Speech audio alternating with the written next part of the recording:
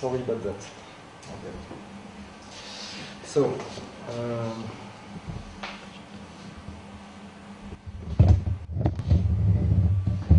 first I will, to be sure that we talk about the same things, I have to tell you under which assumptions I work. First, same as space, systems have limited resources and insufficient knowledge. The environment is assumed not to change too rapidly or not too dramatically. We will assume some sort of reasonable continuity. We also intend to work in an environment which is dynamic and open-ended. Now, the title says some requirements for AGI. What do I mean by AGI? In this workshop, a constructivist system that we try to build, a system that develops over time from some sort of seed, bootstrap code. It accumulates knowledge, revises it, defeats it, confirms it. It also produces some new goals. And of course, it controls the modification of its own internal agency. Why does it have to do that? Because internal agency changes. Why? Because we want the system to adapt. So adaptation means the system changes itself, and when it changes itself, it has to control the change. So those bring, in fact, a truckload of requirements. I am going to present today only two. Let's go directly for the first one. Can an AGI be hard real time? We have to be more explicit about what we mean by real time. Generally, when we speak of real time intuitively, we mean fast. Fast enough so the computer does not annoy us. It's a subjective idea, but it's really hard to measure. It's really hard to say what is your level of annoyance. So let's get a little bit, but we will see not much more precise. Generally, we also talk of soft real-time systems. In fact, that it is systems that are supposed to deliver the goods on time. All right, most of the time. Like, for example, on-the-fly decompressor. The goods to be delivered is one frame, decompressed frame. The target is 25 FPS. And sometimes the network is slow, the buffer is overflowing, you name it. So things can happen, things can go wrong. And in this case, we will accept that some of the time, in a rare situation, the goods are not delivered on time. It means, in our example, we drop a frame. Okay. Well, I'm not talking about that today. I'm talking about hard real-time system. That when the requirement says you have to deliver in this situation on time, and when the situation is true, you have to deliver on time. You need a guarantee on the delivery. So it means, in fact, that you must guarantee that the job is being done and is being done on time. Of course, we don't need to do that all the time. There is a lot of cases when you don't need this sort of guarantee. When controlling a robot, and I mean a mechatronic piece of wires and magnets and whatnot, you need that. But when you think about your planning trip to China, there is a lot of uncertainties there. The time horizon is really far away. You don't need, plus you cannot afford that anyway, so you have to remain with less precise time. This is not hard real time, so in fact, for an AGI, as we envision it, the precision, the required precision and accuracy depends on the context, and it depends also on what you have to do and at which level you have to do it. Do we mean by that the AGI itself should decide whether it should attain soft real time or hard real time? I am not arguing today for that, but in fact, in general, I do. This is one of the reasons why I insist on having an explicit representation of time and how time is handled. Like, in the future plus in the future, what is the result of this addition? This is what I mean by the way time is handled. 1 millisecond plus 1 millisecond, I know the result. Okay, thank you. But and in between, you know, what is in a year plus 1 millisecond? What does it mean? Really, the millisecond. So 1 year plus 1 millisecond equals one year. You see? So, but this is not the topic of this talk now. So, to reify, to concretize the problem, I will assume that the so-called AGI has to talk with the object here on environment, or it can be anything that you can think of, and really loose there. But it's somehow a hierarchical structure of models. Again, the models, it can be a neural net, it can be whatever you want. I don't care. What I care is a model is something like this. Like, when I get an A, I predict a B. When I want a B, I'm better off if I try to want an A. That's what I mean. It's what I expect from the basic unique of the system, or it might not even be basic unique, but I need in this talk the system to contain, to some extent, to some implementation, some things like that. That can be read this way, and then B, an A I predict a B, with some sort of time-driven solution, a variable here, or probably more, in fact it's more. And when I have a goal here, I produce some goal for. Okay, so I have a hierarchical structure of things like that. What is the vertical dimension of the hierarchy? So level of specification, like in the Go playing win, but you don't specify how. The whole system is in fact the realization of that. And here you can have a box that a model like that say, if your goal is to drop a stone here, I predict that depending on the height and all the calculation here, the stone will land at this time there. So here it's very specific, very specified. Okay? Well, don't get me wrong, I am not saying that there is no other dimensions. There actually is, but for this talk, just to consider this, they are all orthogonal in fact. So let's just talk about this one. Okay, so in a system like this, the goals here, they flow down. Win, sub-goal, up until here I output a command,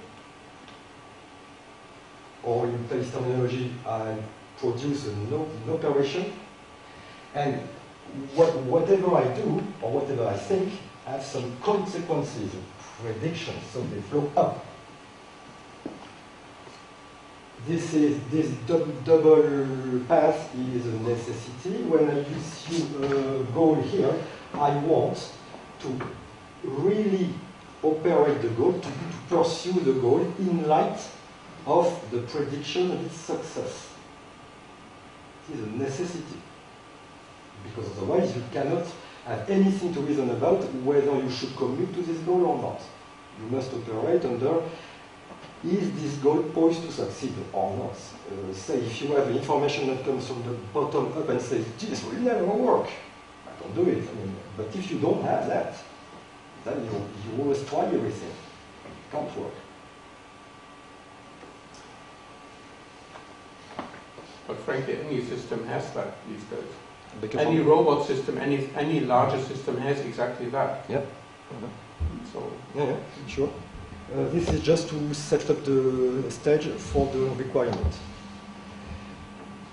So again, the higher you get in the level of spec, the more precise, and the lower in spec, the less. Right. So in the real world, those loops here, command, feedback, they are typically short. And in our case, in this whole discussion, controlling your plant, generally you have to do it in real time, but not here, or not always. Sometimes you do. So for many domains, you want the whole thing operating with that while keeping in the boundary of execution. You want the system to be predictable and you want to guarantee that it will operate on time. I am not talking here, I guarantee that it does the right job. The challenge here is, supposing it does the right job, how can we be sure that it will do it on time? Okay, so for many domains, this entire loop here could be desired to be also real time. So, so all of those bold quick questions here are sub-questions for the first one. Can an AGI be hard real time? How and to which extent can we bound the response time of that thing? Yeah. Yeah. What do you mean here with the loop? Or what is in the loop? The loop, let's flow that. Yeah. Okay. So here you have a goal, sub-goal,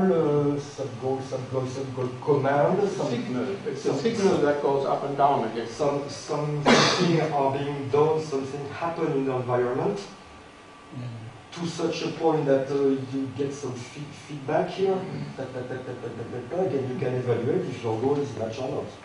Right? The entire loop. I want something up until I see if I succeeded or not. Maybe I'm confused by the direction of the arrow. Yes. I didn't, yes, but you know, what the lateral dimension is not important, it's more the particle. So yes, indeed, this could be written like this, while remaining the same. Okay, but we also said that we don't need to be hard real time and highly constrained all the time and for everything. So, sub-question number 2, how can the system decide in which cases it is appropriate to bound this thing tightly or loosely?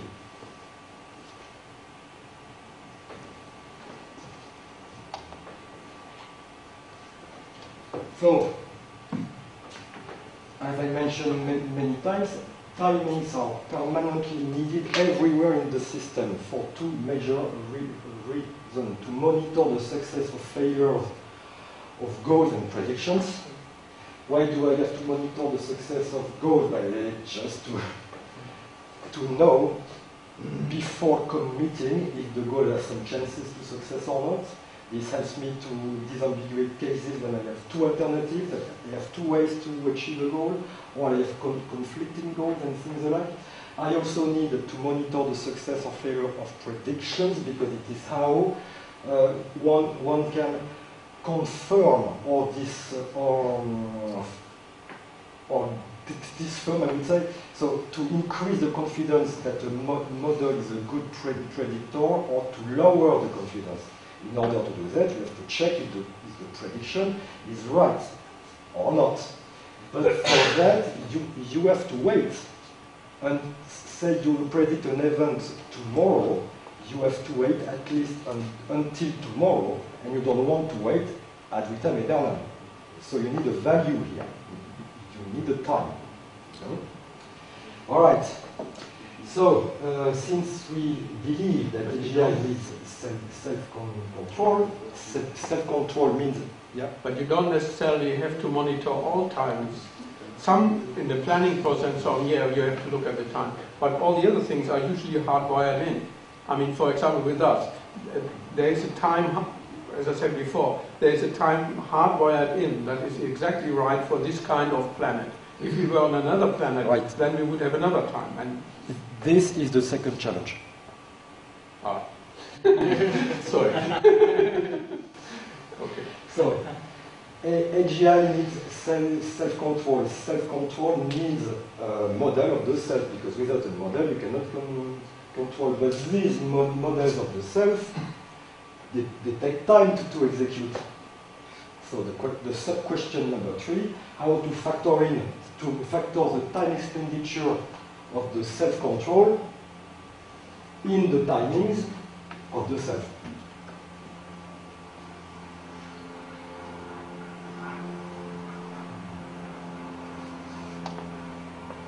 Challenge number 2, how to compress a program.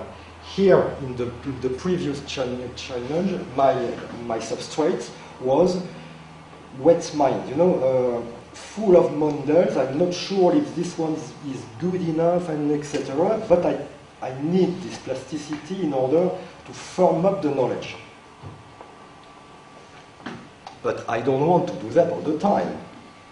I don't want to spend my life in the university. I want to get on the job, and do something else. So at some point, I need to reduce my computational load. I mean, in fact, I need to trim down the number of models I have to execute. I also would like to improve my efficiency. I don't want to reason about how to work. This should be automatic. All right. So what I want in the end is to replace some reasoning by a hard, rigid black box, hardwired, which is faster, is totally more predictable, I would say, but rigid. And it's also a capacity I want. It should not change, because I don't want to worry about that. I don't want to wake up in the morning and you tell me, can I still work? No. I want to fix that. I want to firm that up. So you want to reduce it while keeping the functionality complete? Yeah. Yes, of course. If I have a bunch of models that make me work, what I'm interested is not in the model, it's how to something like the law of conservation of misery. Yes, if you wish. Okay. What do I call a program in this talk? I said how to compress a program. What is a program in an architecture like that? A program is not a plan in the traditional sense. Traditional sense says a plan is a list of actions. I think this is not appropriate. I would say a plan should be more flexible than that. A plan is a list of goals, because then it preserves the flexibility. It does not specify how to reach each goal. And this definition can be totally instantiated in C++. When I say I equals I plus 1, I want I to take an increment of 1. In C++, I am sure, and I know exactly how much time it will take to realize this goal, but in general, in an AGI, I don't know. So I want to keep things more general than that. That's why I call a program is the spec of the goal that it can achieve, and the implementation is a list of sub-goals, each of them having to be issued at certain times. Plus, minus, uncertainties, and the precision, and etc. All of it that we have talked about. Okay. So, in fact, it's an induction path. A implies B. I want B, so I'm better off wanting A. This is an induction. Here is a path, blue, and another one here. You see, the models are shared. There is an overlap here. Okay, so that's what I want to do. I want to be able to compress an induction path into a piece of C++ code to name it. But this, of course, brings us to some issues. So, the target goal is to reduce the computational load. So the target goal is to trim down as many models as I can. Good candidates for compression are predictable paths of induction. In fact, it also means that the models that realize this induction path should be well entrenched. I mean, they should have a very high success rate. But also, we should be confident about that. It means, in fact, that we must have enough evidence to interpret this success rate as the model being very good in general. And we also should be driven by a third value, which is in fact the progression of the success rate. Because say your model has a high success rate with good evidence, with a significant number of evidences, but you observe that the success rate grows. It means that you are still learning, you are still improving the model. When the success rate on the opposite is flat, I mean the derivative is null, you see that whatever you can try to learn, you don't learn more. So this is a good candidate for compression. Now, the sub-question number one for this challenge number two is how to identify relevant paths amongst all of the paths. That's not a trivial thing.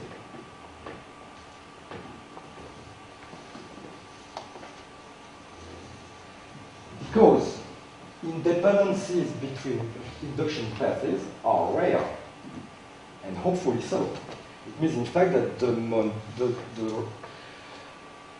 models in general are reused. It means that the mind here is already, to some extent, compact. And this must be like that. Why? Because if you understand things, it implies that you have a compressed representation of the world. So your representation, to some extent, is already compact, more compact than the world. So this can be safely assumed to be, to some degree, already compact. It means that things are shared. But now, since I want to compress one path, here I have the problem. Here. From A here, I have this box here.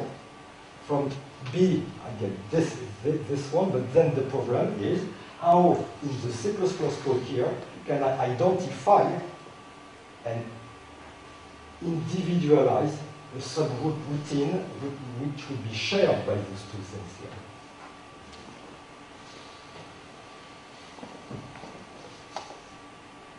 Eric. Yeah.